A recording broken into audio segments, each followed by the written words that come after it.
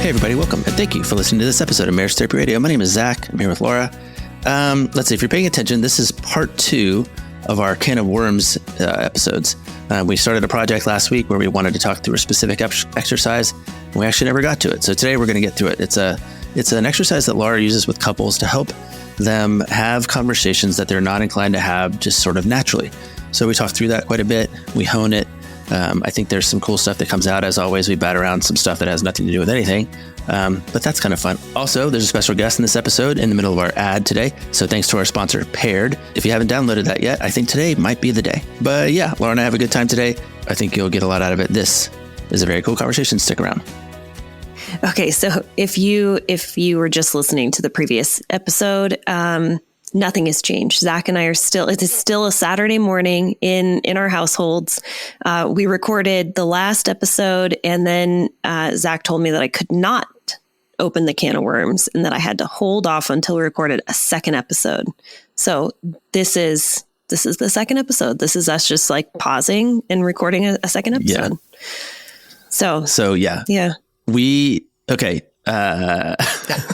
We promised to be more concise and more now that we got our wiggles out. Yeah. Now that we got our wiggles out.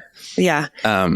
Anything new? Can I say this too? I just want to say this because I say this a lot, and I really just want to make sure that people understand. And maybe that's boring or not, but when I talked about last time how I think we have an important job, and like I have influence at Microsoft, and influence in politics, and influence in Hollywood, and influence, like this podcast is a big part of it. And I hope that we get to speak into people's lives in ways that help them transform their lives, which transforms their communities and transforms their world. And I just want to say, like, with sincerity, thank you so much that you come back and you pay attention to what we have to say. I know it sounds like trite, and maybe we were asking you to buy stuff all the time, and now we're going to start asking you to spend money on Laura's fundraiser. And yes, we want your reviews, and yes, we want you to support our sponsors, and yes, we want you to support the Tumor Foundation for Children. And also, like, just go be better in your world. Go make your world a better place in your relationship. It's okay. Thanks just for giving us a minute of your time. So we're gonna steward that well in the next half hour. I think we're just out there hoping that we have some positive impact on your lives, and hopefully, having listeners like you allow us to do things like raise money for the Children Cancer Foundation. I'm going to figure out how to say that. Tumor Foundation. Yeah, we need to sharpen our messaging for next year, because the marathon is not till November. Yeah. But to review, we got on the podcast about an hour ago, and we had this intention to talk about something about a can of worms that Laura has been working on in her private practice, which is a very specific activity. Instead, what we did was we dumped a can of worms out onto the desk in front of us, and we started to talk about all of the worms that we saw.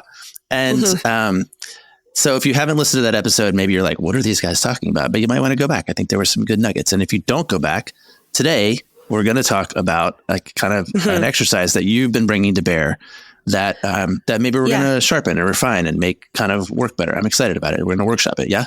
Okay. We're going to workshop it, because I would love the way that your brain thinks, the way like you work through metaphors and language. And okay. So I actually had to Google can of worms. Like, why in the English language do we use this whole idea, and am I using it correctly? All right. So the idea of like a can of worms, I looked up the definition.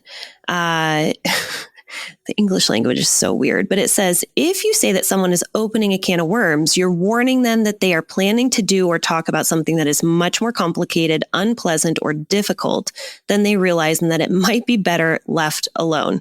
So when I'm working with couples, and I said, I'm working really hard to make sure that my time with them is important, it's intentional, and it feels like a win.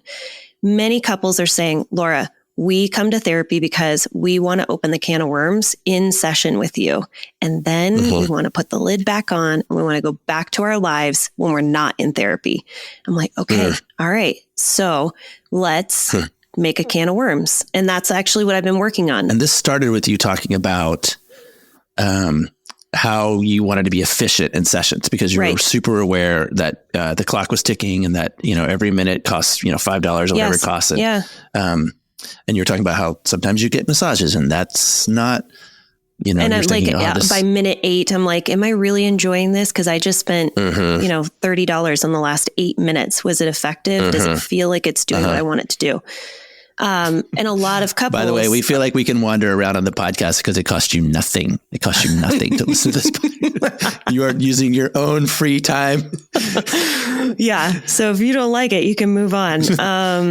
But thank you for sticking with us and giving us a 5-star review. For those that do enjoy Zach. Jeez, we're gonna stop. We're gonna stop selling you stuff. We might have an ad somewhere in here. But let's promise not to sell them anything. Hey everybody, welcome and thank you for listening to this advertisement on Marriage Therapy Radio. My name is Zach, and I'm here just now with my wife Rebecca. Say hi, Rebecca. Hi, Rebecca. We've been talking for a while now about the Paired app, and today I thought we'd get a real live testimonial. So, what do you think, babe? I love it. Okay. I mean, every day we get a new question that most of the time I've never heard of before, and then we get a chat about it. It's kind of fun. Right on. So we're talking about an app called Paired that Rebecca and I both downloaded to our phones, and then we got paired together. That's what it's like. Rebecca thinks it's called Parrot, but it's called Paired. P-A-I-R-E-D. I mean, of course we got paired together. We're married. You wouldn't ask someone else. You get paired with your partner, yeah. Yeah, I would hope you wouldn't ask someone else. Right, I did it. Okay, good. And then we get questions and quizzes and games to help us stay connected. For example, I recently learned something I didn't know the day it asked us, what do you find sexiest about your partner? Well, that was fun. Yeah, that was fun. But I'm not going to reshare that here. Okay, babe, it's fine. But I know what I know. You do. All right. So the deal is that you each get a prompt every day, and you don't get to see your partner's answers until you both completed the prompt. So again, there's quizzes and games and questions. It's a really playful way to work on the relationship. So you want to do it? Do you want to read the call to action? Yeah, of course. All right, you bet. Okay. You got to put your best advertisement voice on. Okay. Okay, here we go. Whether you're just a few dates in or have been together for a long time, it's time to lighten the mood and have fun with your partner by using Paired. Head to paired.com/MTR to get a 7-day free trial and 25% off if you sign up for a subscription. Just head to paired.com/MTR to sign up today. Connect with your partner every day using Paired. A happier relationship starts here. Thanks, Rebecca. You're welcome. Thanks, everybody. And now back to the show. This is an actual exercise that you and your partner can do because what ends up happening is that there are topics that I think couples sort of envision, like these are the topics that are the can of worms. These are the ones that we don't talk about. These are the topics that we avoid. And maybe it's sex, and maybe it's finances, and maybe it's the affair that happened 13 years ago. Or maybe it's, whether or not we want to have another kid. Or maybe it's the fact that we had several children who didn't come to fruition because we decided that it was time to focus on our career, or it was a stillbirth, there's so many things that we tread very lightly around in relationships. And part of what my couples are saying is, thank you, Laura, for creating a safe space. We're ready to talk about the hard shit. And so I'm having them physically create can of worms. If you are, in my practice and you listen to this podcast, you're like, hey, yeah, we did do a can of worms. So this is an exercise that you can do with your partner. You need paper, you need pencil, you need like a mason jar, like one of those big mason jars, and scissors. And what I have couples do is they go through and individually on the strip of paper, they're creating one topic. And it needs to be specific enough that when you pull out a strip of paper, you can read it and it says something like, resigning from your position, or, it's a topic. Will we have a second child? So you're going to create a list, and on each slip of paper is a topic that is hard for the two of you to talk about. Maybe you're revisiting it. Maybe you've never had the conversation before, and you're going to write it on this strip of paper. Those are your worms. You're going to fold it up and you're going to put it in the mason jar. Okay. So that's the setup. Then with Can I talk? Yeah. How do I do that without getting flooded or angry or set up like in the narrative of like, oh, hey, I'm going to talk about this. Like, how do you recommend that we create this list? Because they're hot button topics, right? Like, how do we do that without, getting upset? Well, I think number one, when you're writing something down rather than talking to your partner about it, that actually helps you to stay, in your body, I guess, rather than getting flooded.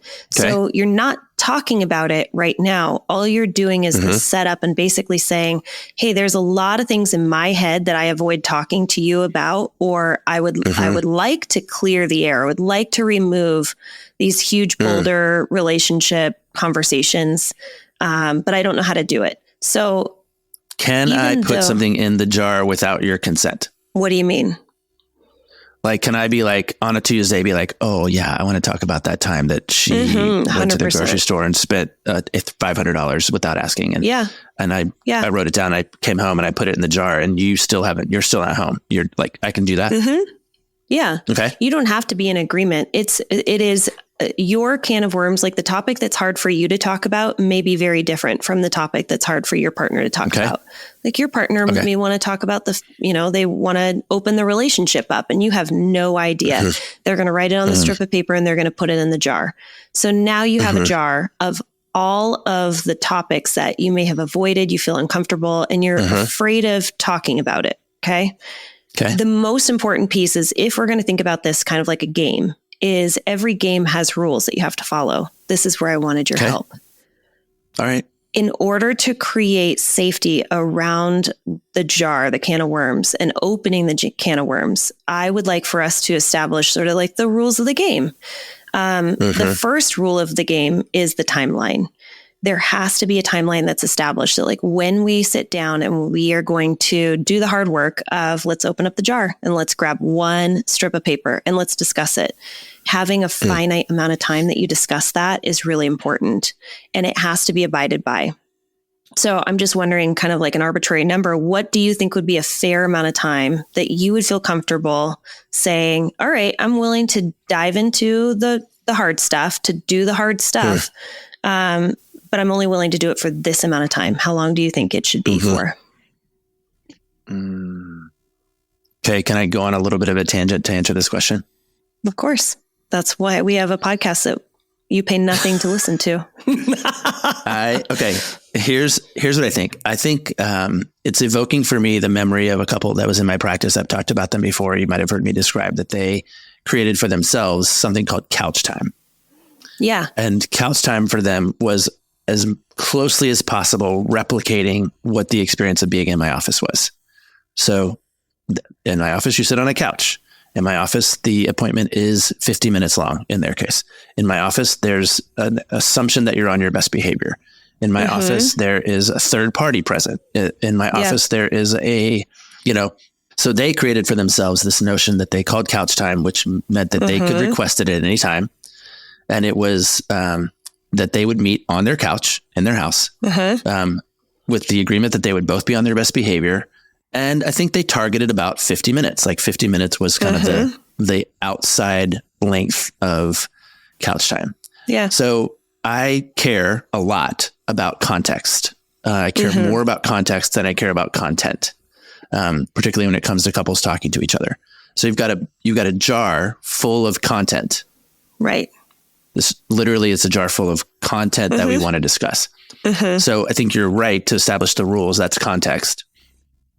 And it almost doesn't matter as long as you agree. But if you're asking me a direct question about how long do I think you should allow for a can of worms conversation, I would put it at 50 minutes at the maximum.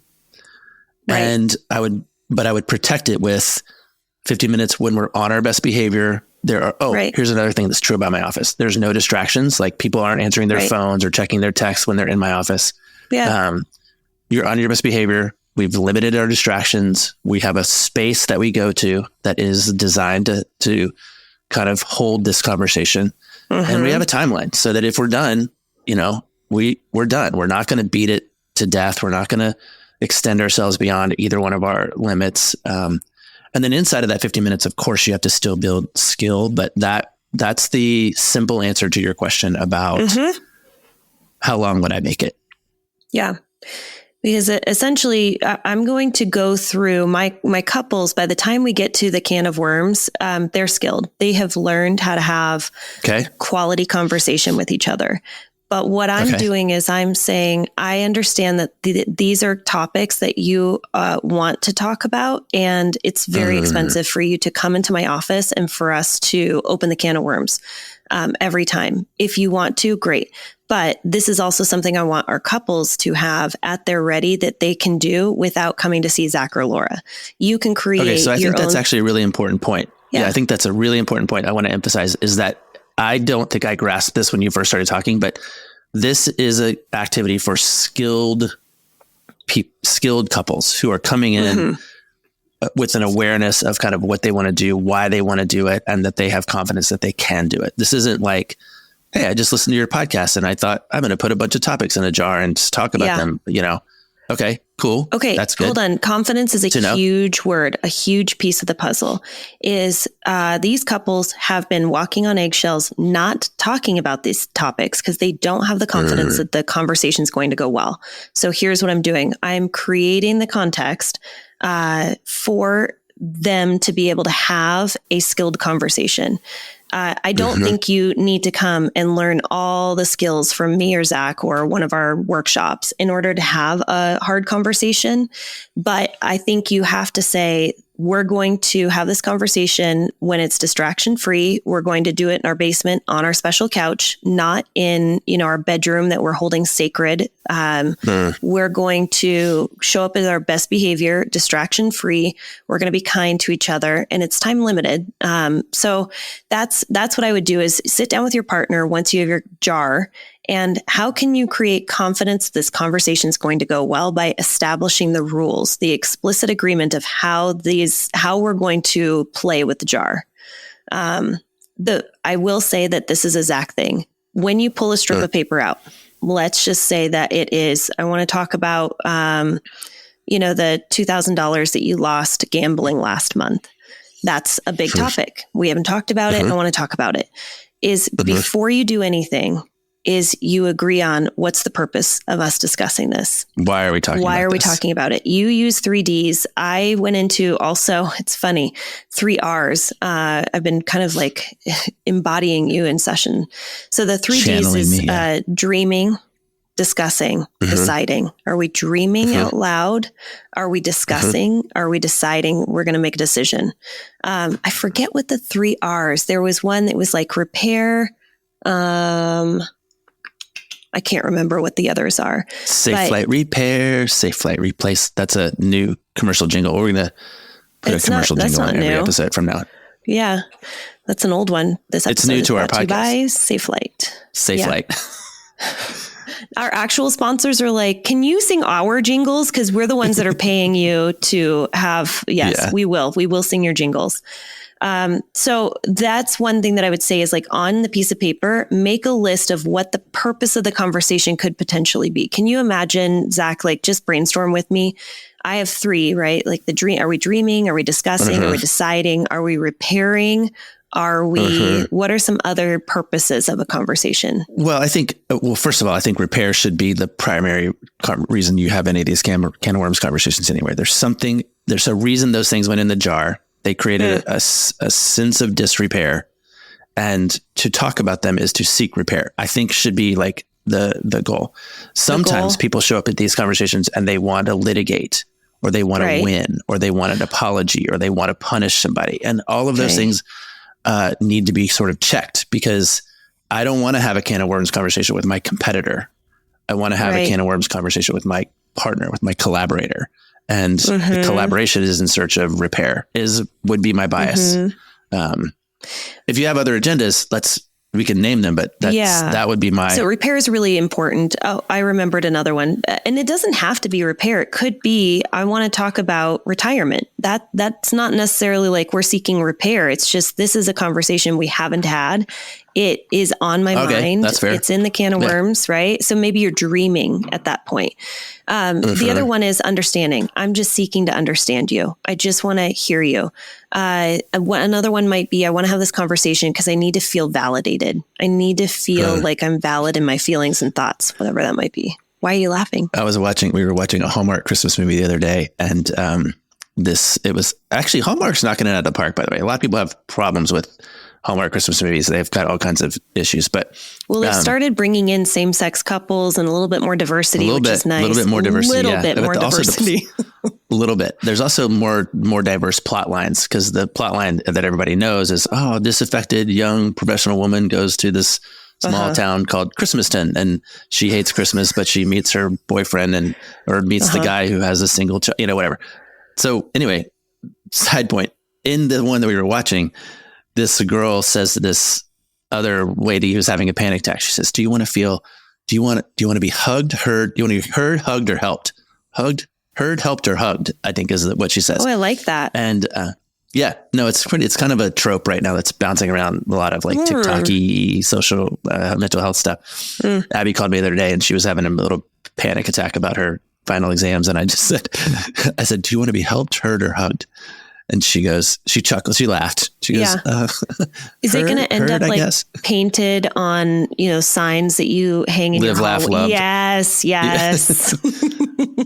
So, but to your point, I think like when somebody starts talking about their issue, right? I also care about context in terms of like consent building. Like, what do you want right now? Do you want to be helped? Yeah. Do you want to be heard, or do you want to be hugged, comforted, And so I can appreciate that if the topic comes out and maybe it's not your handwriting, it's the other person's handwriting. Right. I think the first question is, what do you want out of this conversation? As you have been saying. So, all right. And then there's 3 H's if you want them. Yeah. We gave you 3 D's and we gave you 3 H's. You're welcome. And eventually you're going to remember your 3 R's and we'll be all set. Mm-hmm. Is there any other, I won't remember the 3 R's, but is there any other, I guess, rules that you might put around this? Because I've been thinking a lot of it like almost like a game. And what do you need? And games, like how do they end? Is it that somebody wins? And what does a win feel? How it ends? And we know that there's a timeline that you've put on it. But I had a question for you. What happens when you get to the end of your 50 minutes? Or, by the way, I had this conversation with a couple, and one partner said, I can only handle 30 minutes. I fled really easily, which is very true for a lot of people. And I can only show up for a can of worms conversation if I know it's going to end in 30 minutes. And I was like, cool. And the partner said, I could go for 60 minutes. And I was like, well, if you can go for 16, they can go for 30. You got to go with the lowest common denominator. You're going for 30 minutes. Or my brain would say, go, all right, label it 45. And then you stretch a little bit and you stretch a little bit, because you're going to get more than you want and you're going to get less than you want. And that's actually kind of at the heart of compromise. How would you decide that, like, you open the jar of the can of worms? Yeah. But like, what if you don't get to the end of the topic, or you only hear one partner? Do you put it back in the jar? That's the question that I have for you. Of what would you do if you don't feel like it's resolved, or you don't feel like you've understood your partner, or you didn't get to a space where it felt like we can take this out of the can of worms? Do you just put it right back? Okay. One partner said, we tape it to the top. And I was like, oh. Yeah, maybe tape it to the top. Now you got like a chia. That was popping into my head. Okay. Like, let's do this again. I mean, it's hard, right? You guys, again, this is skilled couples who have an interest in repair and who are collaborating. If I just tape it to the top, keep taping it to the top, keep taping it to the top, like maybe my topic is getting like, I don't know, maybe I would ask for help. If it's a topic that you can't solve within the context of the rules that you set, or you can't get to the end. Yeah. I always, the hair always perks up on the back of my neck when people talk about, this isn't resolved. And I'm like, no, most of them aren't resolved. That's right. But you can get to repair by saying, okay, thank you so much for taking the time to execute this exercise with me effectively. And I really appreciate that we got to do that together, even if we didn't get to the end of this content. Right. Trust has been built because we successfully heard each other. And I think that's actually the goal, trust building. It's not resolving. Right. So that is a really important piece, that as you are creating the rules, the boundaries for this conversation, maybe put in big, bold letters at the top. Understand that when you take a strip of paper, a worm out of the jar, you will not solve it. The majority of problems that are in the jar are unsolvable. It's just that you're trying to create, like you said, why they're in the trust. jar. and connection. Yeah. So the goal is, let's not have these topics that we dance around, we avoid, we have eggshells, and it creates distance between the two of you. Let's make it a little more visual. Like, these are the things that we are aware of that's creating distance. And when we sit down and we commit to having these hard conversations that are going to go better because you put some rules around them, that you're going to just create more trust with each other. And then the other piece is, how do you end it? I want there to be an agreement of, like, do we hug? Do we thank each other for having these hard conversations? And I love having some kind of physical intimacy at the end. Yeah, I'm not talking about sexual. That is a way of saying, okay, this is a ritual that we've done, and let's appreciate that we sat down, we did some hard work today.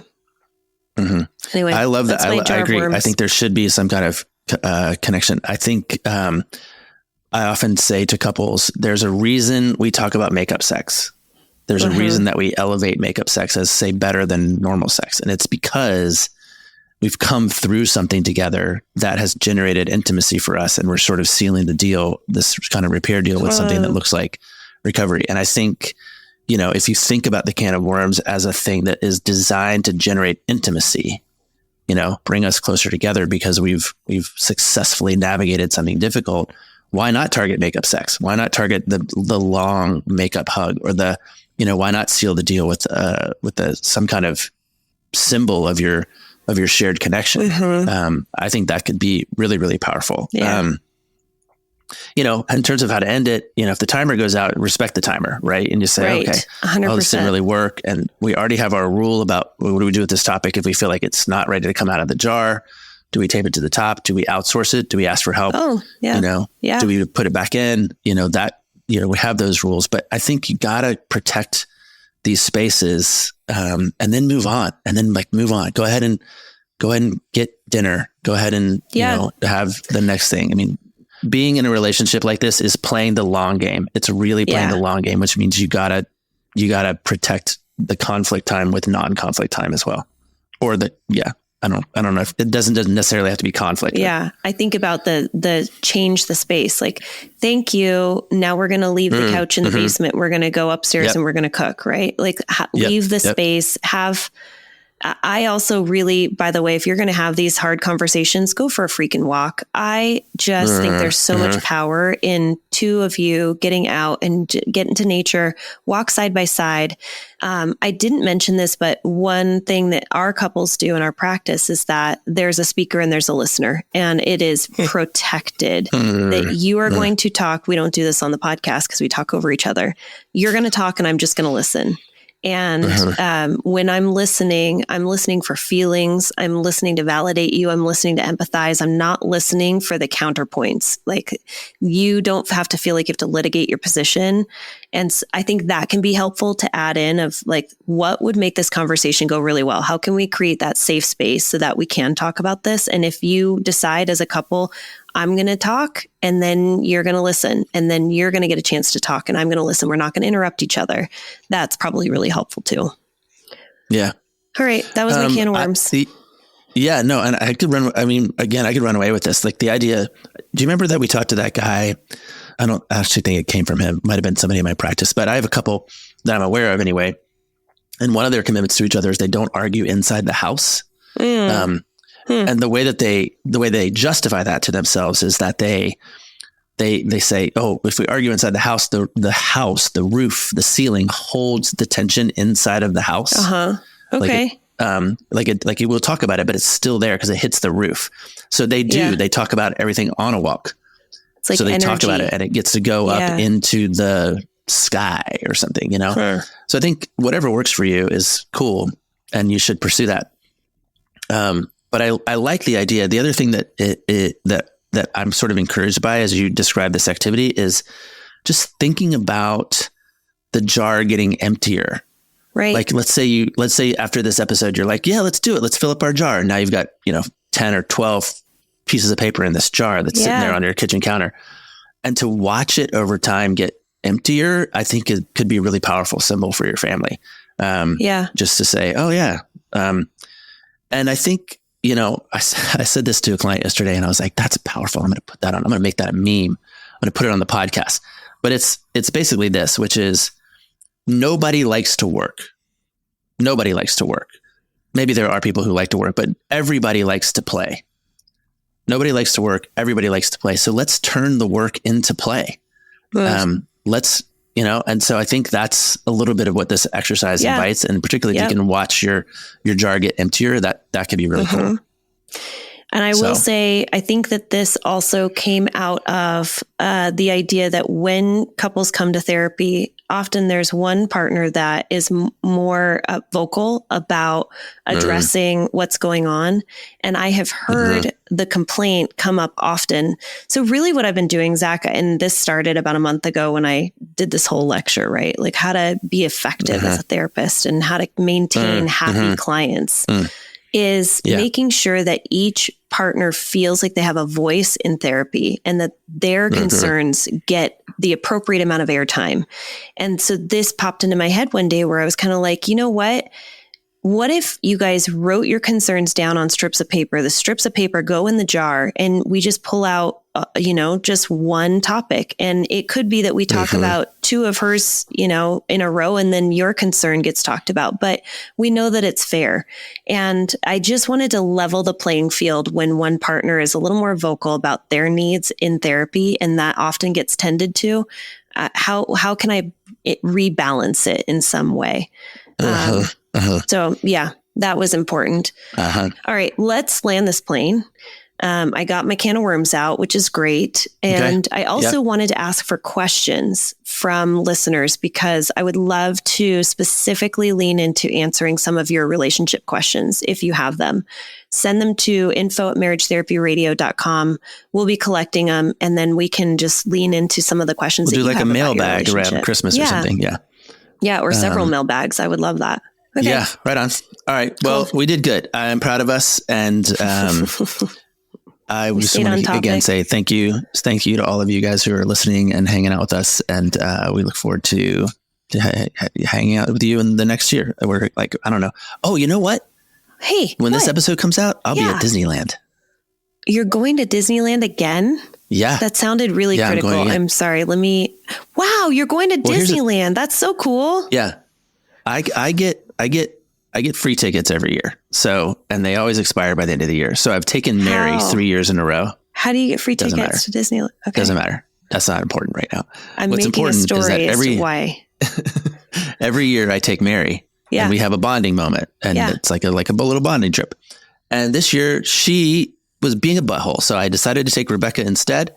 And so Rebecca and I are going to Disneyland and we're just going to walk around as adults and she's been picking out her outfit. She's so excited to dress up like Winnie the Pooh or Minnie Mouse or something. And we're taking our neighbors, Jeff and Tyler. They're our next door neighbors, and they are Disney freaks. And the four of us are just going to go play for a couple of days, and then I'm going to a conference. So I'm going to a conference and also Disneyland, but really I'm going to Disneyland and then also a conference. Is this the conference that's happening with Esther Perel? No, that's in February. No, that's in February. You're busy. But I am going to a conference to try and get some players to come hang out with us on the podcast. It's called The Evolution of Psychotherapy. And there's a lot of like big time speakers. And I'm going to make sure that I get up and go, hey, get it. Hey, want to come on our podcast? Yeah. Anyway. It's a great idea. Here's my business card. Just kidding. I don't have a business card. I'm thinking about getting some printed, but I'm at least going to have an envelope with, anyway, doesn't matter. I was about to say Merry Christmas to everybody, but what I meant to say instead was Happy Holidays. I'm having fun at Disneyland, and then we'll tell you Happy Holidays in the next episode. Let's land this plane. Thanks so much for listening to this episode of Marriage Therapy Radio.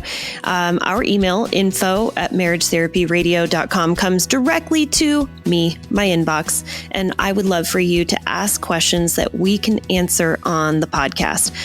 Second, if you're into iTunes reviews, like go to Apple Podcasts, leave us a 5-star review. If it's not a 5-star review, then send us an email and tell us how we can do better.